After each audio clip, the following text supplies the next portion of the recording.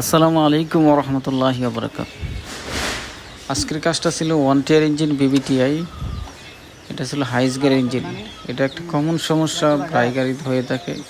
এটা টেবেট বাড়ির যে গ্যাসকেটটা আছে এটা কেটে যাওয়ার কারণে প্লাগ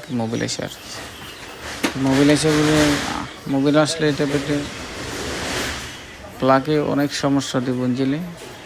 যারা ড্রাইভার আছে তারা জানেন, আর যারা গাড়ির মালিক আছে তারাও জানেন। আর যারা মেকানিক্স বাইরে আছেন তারা গ্যাসকেটটা লাগানোর সময় একটু যত্ন সহকারে পরিষ্কার করে ভালোভাবে একটু সিলিকন দিয়ে লাগাবেন, তাহলে আর সমস্যা হবে না ইনশাল্লাহ। তো আমরা গ্যাসকেটটা চেঞ্জ করে দিছি, আর সমস্যা হতো না ইনশাল্লাহ।